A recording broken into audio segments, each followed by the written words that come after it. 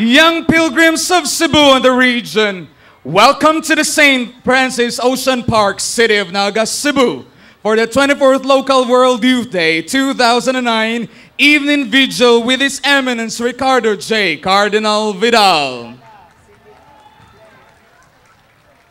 Pilgrims, mga ikogi ka ang atong Papa sa Cebu and the whole Visayas, Ricardo J. Cardinal Vidal.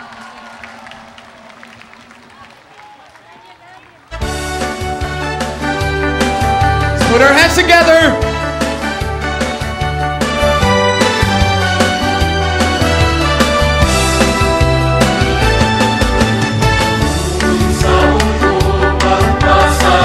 How about a big wave for His Eminence Ricardo J. Cardinal Vidal over there.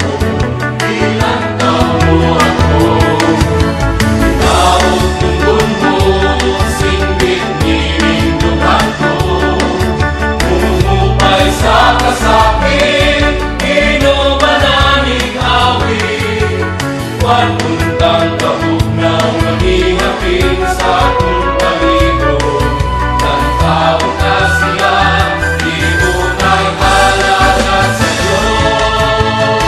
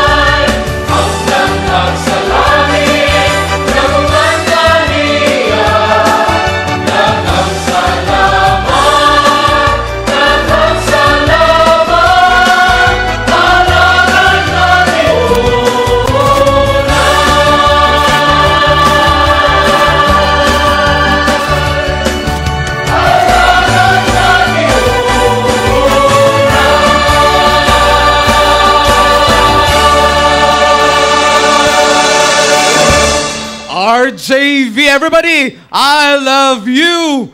RJV, everybody, I love you. RJV, I love you. Lighter. RJV, we love you. RJV, we love you. Another harana, please.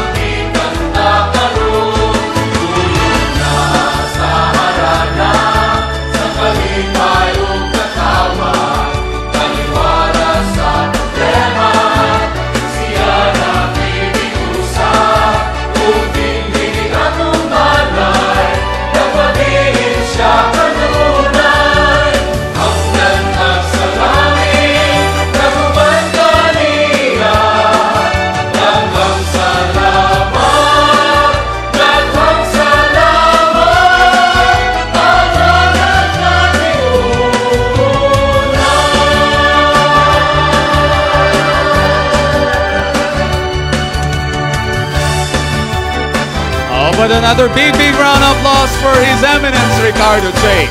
Cardinal Vidal.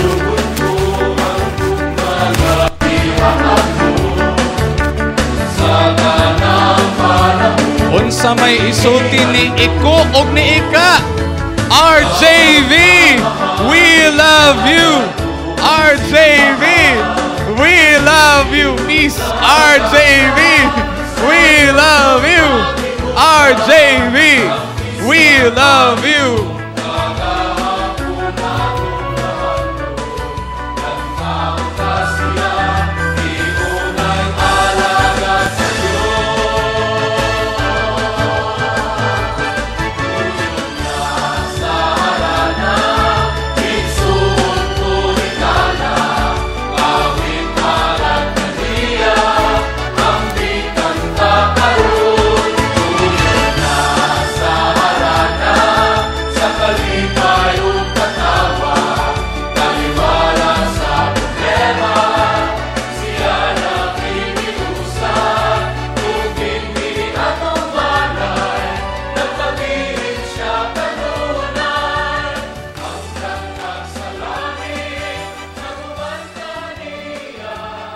Big round of applause for His Eminence Ricardo J. Cardinal Vidal.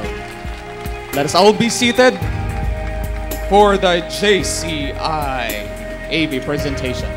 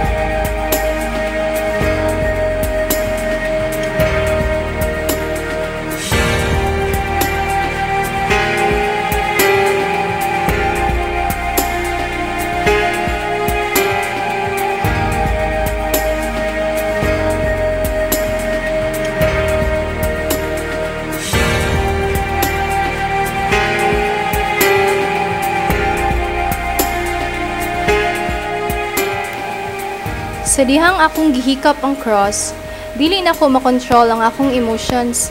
Sige ra ko og hilak and keep on thanking God kay I feel nga pinangga gyud ko niya.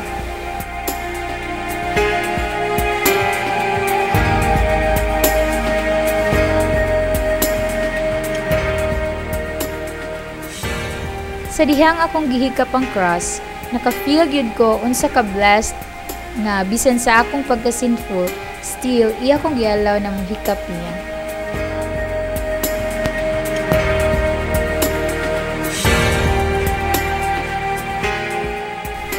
Sa dihang akong nakita ug nahikap ang Salus Populi Romani, the Blessed Mother holding a child, nakarealize kong Mama Mary is also my mother and that I should love and care sa akong mama just like Jesus.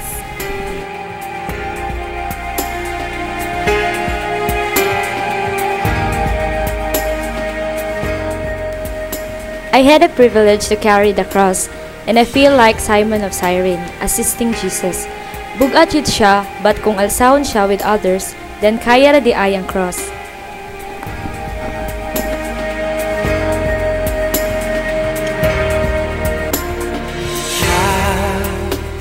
Behold the cross. Let me take all your burdens. You will discover I will always be with you through the darkness of the night. I'll help you cross over Jordan. You need not fear. Let me lead you into the light of my power, of my power. Can you see through the cross to a love that is never ending, reaching out to the lost with open arms? You are my child. Oh, my loving God, you gave your Son as our Savior, your Holy Spirit to take us back into your heart. Please be of our heart. Receive it. I love you, Jesus. It's gift to the Spirit and the Father, three in one. With our love, can you see through the cross to a love that is never ending, reaching out to the lost with open arms? We will receive your truth, the forgiveness that is all enduring. Open our hearts to you, oh loving God. Glory and praise to our God. Glory and praise. None will never end. We will help carry His cross. Yes, we will. For His mercy forgives our sins. Let us proclaim His word to the ends of the earth.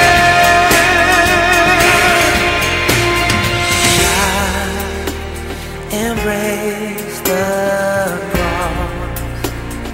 Let it be your compassion, forgiveness and mercy. Tell all the world of my love. Tell them to come. I am their God. Can you see through the cross to a love that is never ending,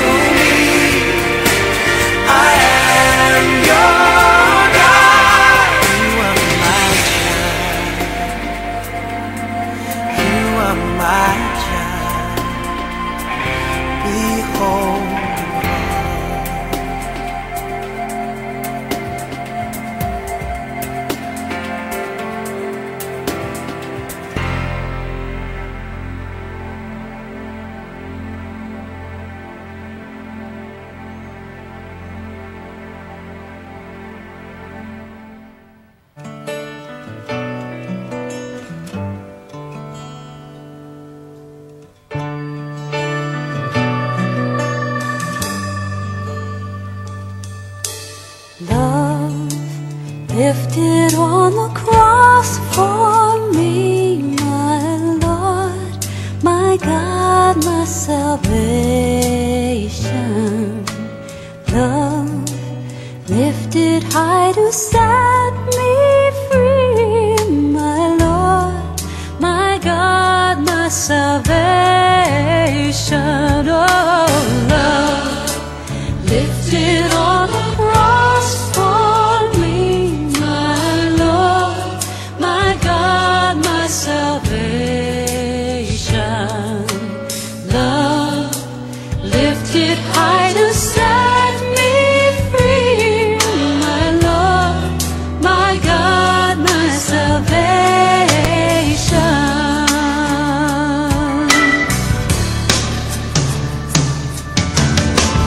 Behold the wood of the cross. Behold the Lamb that was slain. Behold your King comes victorious. Behold he has risen again.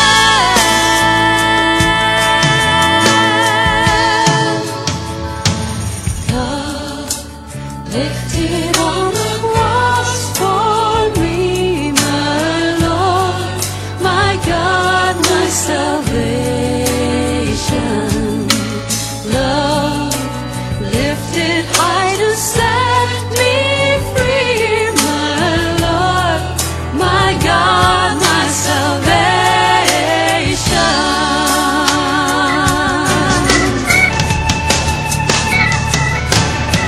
Oh, be exalted, O God,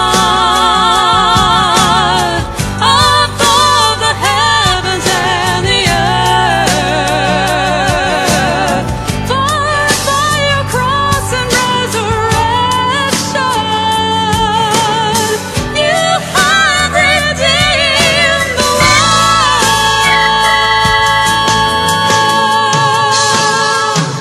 Oh, Lord, lifted on the cross for me, my Lord, my God, my salvation. Love lifted high to set me free, my Lord, my God, my salvation. My salvation. Give glory to the Father. Give glory to the Son. Give glory to the Holy Spirit.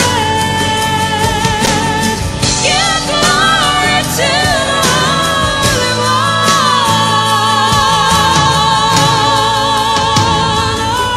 Oh, love lifted on the cross for me, my Lord, my God, my salvation. Love lifted high to set me free, my Lord, my God, salvation.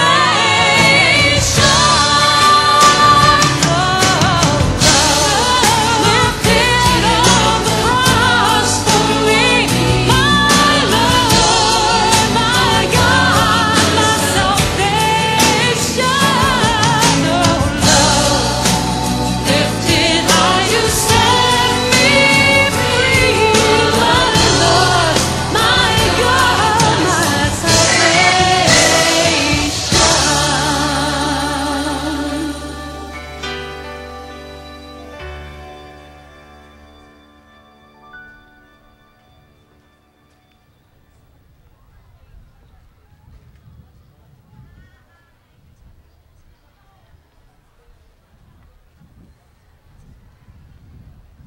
In the presence of the cross of Christ and the image of his mother, we are gathered here tonight in prayer. Like each one of us, this cross and icon has been on pilgrimage. We have borne witness to this cross.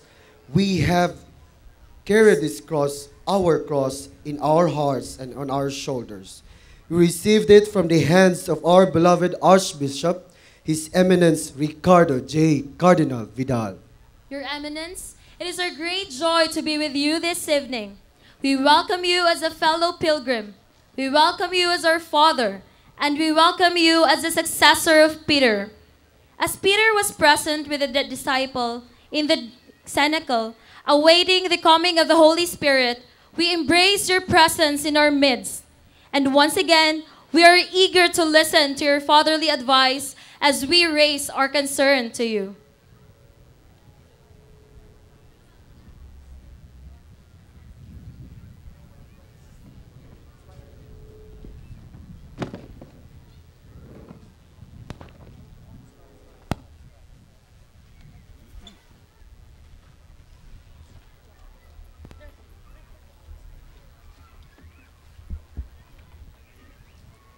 Good evening to you, Your Eminence, and good evening to everybody.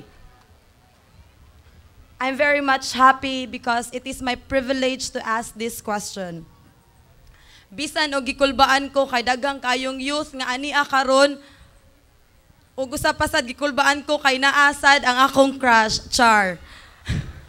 Your Eminence, nakuryoso lang kayo ko nga maoy hinungdan sa akong interes ni ining akong pangutana karon. Sige na kog kadungog sa name ni Saint Francis of Assisi. Apan wala kaayo ako makaila kaniya. Gani naami silingan gihinganlan og Saint Francis Funeral Homes. Mostly makitaan lang nako si Saint Francis sa mga pictures og estampita. Giubanan sa mga animals. Og diha sa pictures, si Saint Francis, akong makita nga batanon pud siya, parihas pud nako. Nainteresado ko, Your Eminence, kay dinhi sa parokya sa Naga, giila sa Archdiocesan Shrine of Saint Francis, gi-celebrate ang 24th Local World Youth Day.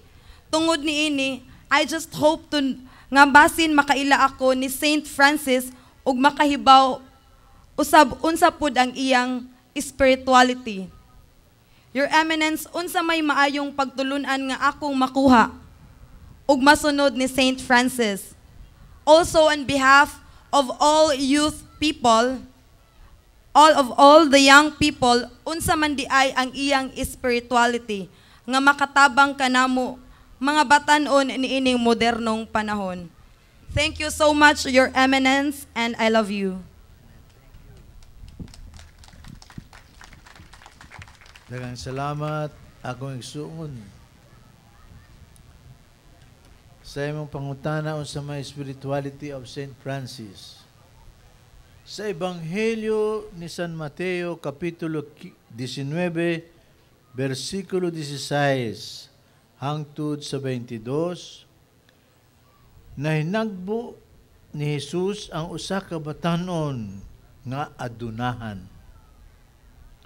Nangutana ang batanon kung unsay iyang himuon aron iyang maangkon ang kinabuhing dayon. Ang tubag ni Jesus kaniya sa laktod nga pagkasulti mao nga ibaligya niya ang iyang katigayunan, ihatag ang halin ngadto sa kabus ug nga mosunod siya kang Jesus. Klaro ba? Kining panagtagbo tali sa batanon nga adunahan ug sa atong Ginoo naghulagway sa espiritualidad ni San Francisco de Assis. Ang spirituality mao ang pamaagi diin atong gipuy-an ang atong pagtuo o pakiglambigit sa Ginoo. Ang pamaagi ni San Francisco sa pagpuyo niya sa iyang pakiglambigit ni Jesus mao ang pagkayano sa kinabuhi aron iyang mahatag ang tanan ngadto kang Jesus. Klaro ba? Sa dili pa ako mo palawom sa spirituality ni St. Francis, tuguti sa ako pagpaklaro sa usa ka punto. Nakadungog na tingali kamo sa ginaingon nga spirituality is not religion and religion is not spirituality. Kay matud pa, ang relihiyon, mga buluhaton, o mga gidadili, apan ang spirituality, usa ka way of life. Tinuod ba kini? Sayop ang inyong tubag. Kay ang relihiyon, kabahin gayud sa matuod nga spirituality. Sa hirausab nga ang matuod nga spirituality, usag gayud ka matuod nga religion. Kay usaman di ay ang reliyon. Ang bulong religion nagagikan sa Latin nga religare, nga sa ato pa, to bind ourselves again. Pagbugos nga nato, ngadto sa Dios. Kay bugos man, nan relasyon di ay. Ang religion mao, ang pakiglambigit kanato ngadto sa Dios, ug kay nalambigit man, aduna gayud kini nga buluhaton ug mga ginadili sa mga ang inyong pagkalambigit sa inyong mga ginikanan, aduna say mga tulumanon ug mga ginadili. Maman good ka na ang relasyon. Musulod gani ka og relasyon, aduna gyoy mga tulumanon ug mga ginadili, kay ang relasyon mulambo man diha sa pagkamatinud-anon sa usag-usa. Matod pa ni San Pablo, train yourself for religion. Physical exercise is useful enough, but the usefulness of religion is unlimited, since it holds out promise both for life here and now and for the life to come. 1 Timothy chapter 4, 7-8. Dili di ay na tinuod ka ng inyong madungog sa radyo nga moingon. Dili ang relihiyon maoy makaluwas, kundi ang pagpakiglambigit nato sa Dios. Kayang tinuod, relihiyon o pakiglambigit nato sa Dios, the same as parehas ra kana sila. Karon mga igsoon, kung do naman gani moingon nga naa siya spirituality, apan walay relihiyon, kanang iyang giingon nga spirituality, iya lamang ginama. Apan pagbantay kamo, kay bisan mo ingon ka nga ikaw ray gatudlo og yuga o meditation sa imong kaugalingon, ang tinuod mao nga duna gayoy gatudlo nimo nga laing tao ug ang maong tao tungod kay gituman man muman mao nay modiktar sa imong kinabuhi. Pilion di ay nato kung kinsay atong tuhuan. Ang simbahan nagtuo kang Hesus ug sa mga apostoles. Siya ug sila lamang ang nagtudlo sa matuod nga spirituality o pakiglambigit nato sa Dios. Busa, ayaw kamo pailad sa mga gitawag nato nga New Age movement. Usa sa mga bulawan nga gihuptan sa simbahan mao ang spirituality ni Saint Francis. Akong giuna paghisgot ganina ang kabahin sa batan-on nga dato aron inyong masabot nga ang spirituality ni Saint Francis dili iyang ginama kundili nalatid ng daan sa ebanghelyo. Mao kini ang timaan sa tinuod na spirituality based gayud o base gayud sa ebanghelyo. Kung wala sa ebanghelyo usakwahi niini, dili ka na matuod nga spirituality o nakasabot ba kamo pag-ayo? Ang spirituality ni Saint Francis mao kanang paghigugma sa Dios sa tibuok niyang kasing-kasing ug kalag. Nga iyang gibiyaan ang tanan aron lang makighiusa sa Dios didto sa kamingawan. Apan didto sa kamingawan wala siya mag-inusara kay iyang nahimamat ang mga mananap ug mga tanom nga ginama sa Dios ug nakiglambigit siya sa Dios pinaagi usab sa mga tanom, sa mga mananap ug sa kalikupan. Unsaon man nato pagpuyo sa spirituality ni San Francis karong panahona? Una sa tanan, isalikway ang mga kalibutanong butang ug pagpuyo og simple nga kinabuhi.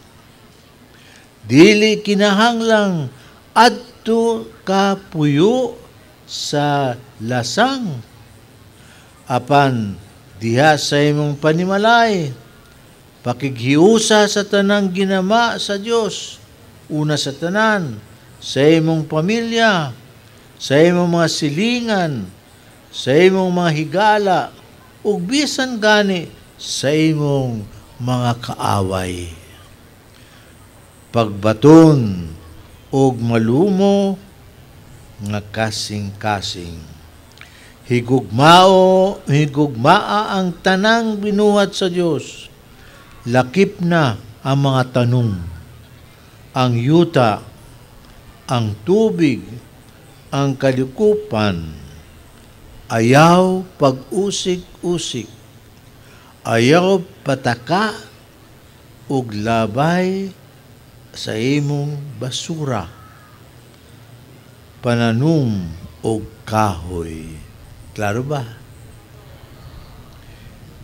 Labaw sa tanan, pagkat-on sa pag-ampo, ayaw pagpabuang niya ng TV. Mahimo man nga mutan-aw og TV, apan pilia ang programa ug bantayi nga dili kini makabalda sa takna sa imong pag-ampo. Ang tinuuray nga spirituality nasukad gayod sa pag-ampo, kay ang pag-ampo man ang kinaayukan sa atong pakiglambigit sa Diyos. Klaro ba? Salamat.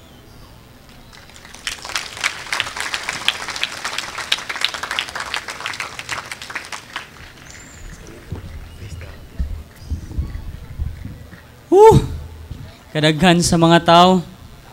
Pero karon nga nitungtong ko diri sa stage, akong feeling kay mura ko, I am the king of the world.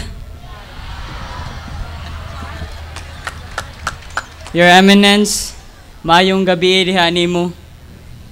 Good evening usab ngadto sa mga pari ug mga madre nga niya dinhi karon. ug sa akong mga isig kabatanon, maayong gabi niyong tanan. Your Eminence, usa ako sa mga niapil ni atong Vocation Jamboree dito sa USJR Basa Campus last February. Usa-usab ako sa mga nagduka panahon sa Santos nga misa. Sorry, Your Eminence. Honest lang ko kay overnight man sad gud to nya. Way tulganay. Unya panahon sa misa, solemn sad kaayo, mao nindot sad kayong ikatulog. Pero nagduka ra ko, wala ko matug, Your Eminence.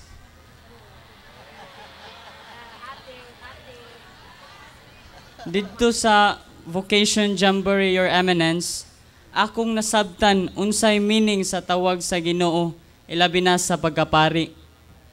Apan lisod man usab pag-decide diha dayon. Kay ingon ra ba nga, many are called but few are chosen. Unya, dili unya ako mapili, so dili ko mapari.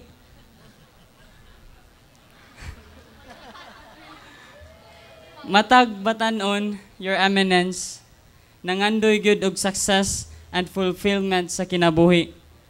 Ang kalibutan nag-offer og daghang pamaagi aron ma-successful og ma-fulfilled ang tao. Unya alang sa mga naningkamot, natuman sad baya gyud ang ilang pangandoy. Your Eminence, confused lang ko, unsa may kasiguruan nga ma-experience nako ang fulfillment sa akong kinabuhi diha sa pagkapari. And I am also worried sa mga butang, sa mga tao, ug sa akong ambisyon nga ma-successful.